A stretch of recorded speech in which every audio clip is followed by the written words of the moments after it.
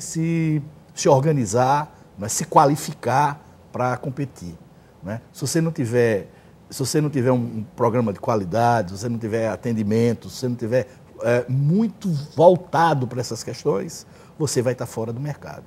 Além de preço, né? Se você não tiver isso, você está fora do mercado. Quando se você fizer um breve retrospecto lá no começo dos anos 80, quando você pensava no negócio, você pensava, a primeira coisa era um empréstimo de Sudene, um incentivo fiscal. E aí, no final dos anos 80, começo dos anos 90, havia uma preocupação da infraestrutura. Se eu tenho acesso, se eu tenho crédito, qual é a condição tributária, que isso já tinha sido discutido naquele momento. Se eu tenho energia, nos anos 90, o assunto energia disponível era algo importante para a existência do seu negócio. E da década passada para cá, começou-se a se discutir que o mais importante era conhecimento. E aí esse conhecimento em duas vertentes. O conhecimento do seu negócio e o conhecimento da tecnologia que você precisa para rodar o seu negócio.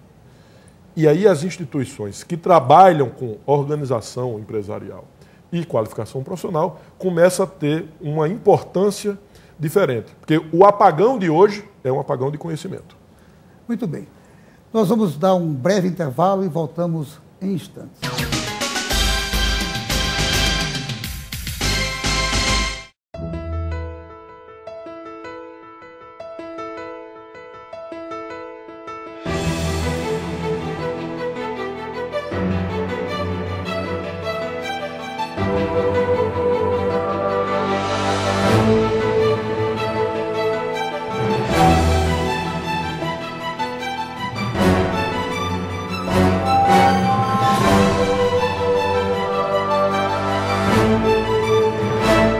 Financiar carro é comprar um e no final pagar dois. Valorize o seu dinheiro, realize seu sonho no consórcio Eldorado e não pague juros. Hyundai i30 completo, sem juros e com parcelas a partir de R$ 732. Gol geração 5 1.0 completo, sem juros e com parcelas a partir de R$ 393. Crédito para seu seminovo a partir de R$ 198, sem juros. Ligue agora, 4008-6868. Consórcio Eldorado, seu sonho sem juros.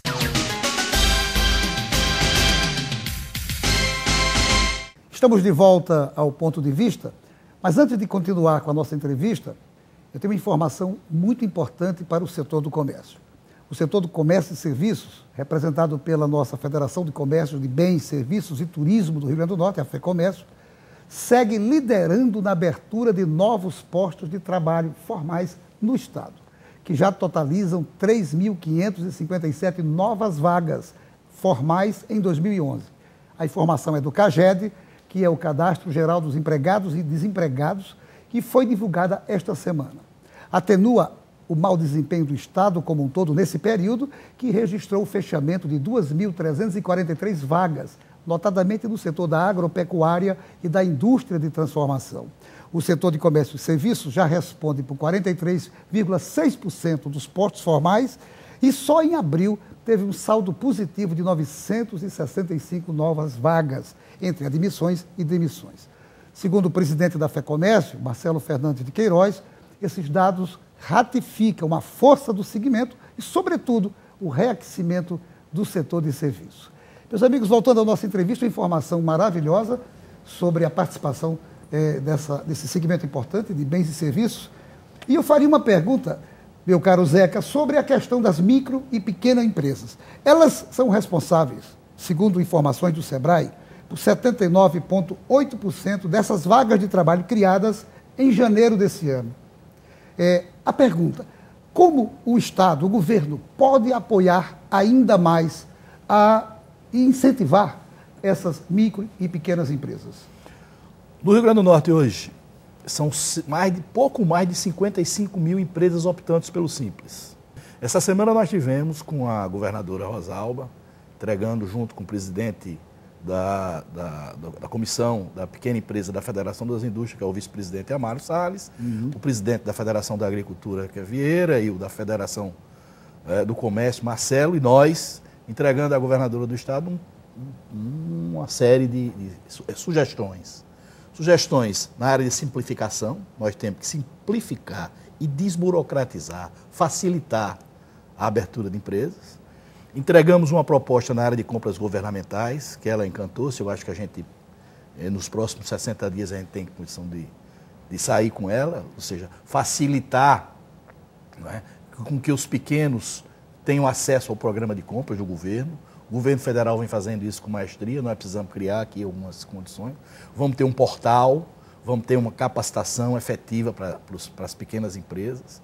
E a grande sugestão é fazer com que a agência de fomento desconte os recebíveis de quem vender para o Estado. Excelente. Um programa na área de tecnologia. Então, tem projetos na área de desburocratização, de simplificação, de compras governamentais, na área de tecnologia e de crédito. Fazer com que a nossa agência de fomento seja a casa da micro e pequena empresa. Isso. Eu acho que são coisas que a gente pode fazer imediatamente.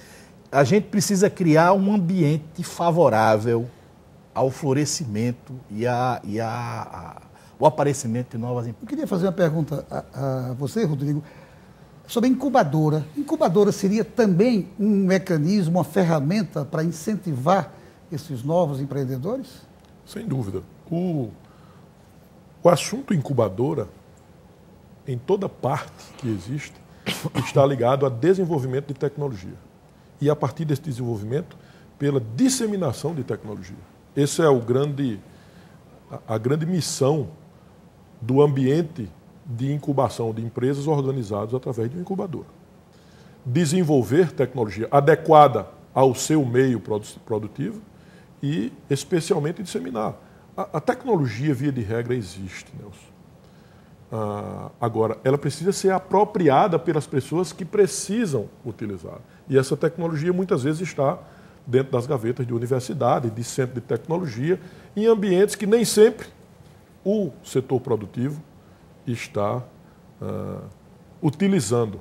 E a incubadora tem essa missão, que é aparentemente muito complexa, mas no momento que você incuba e organiza essas pessoas de forma unida, isso acontece de forma bem natural. E aqui no Rio Grande do Norte, o próprio SEBRAE tem alguns casos especiais na área de agronegócio, na área de artesanato, que exemplificam que este é um dos caminhos de sucesso que poderemos utilizar. Zeca, eu li recentemente uma pesquisa feita pela CNI, dando conta que 52% das empresas brasileiras pesquisadas indicaram a má qualidade da educação básica no país como responsável pelas demissões, pelo desemprego. Então, a pergunta que eu faço é, acredito que qualificação profissional seja importantíssimo. Será que tudo isso passa por um grande trabalho de reformulação do nosso sistema educacional no Brasil? O problema da formação, né, da educação básica, ela repercute, não é só na questão do empreendedorismo, nem da formação profissional, repercute em tudo.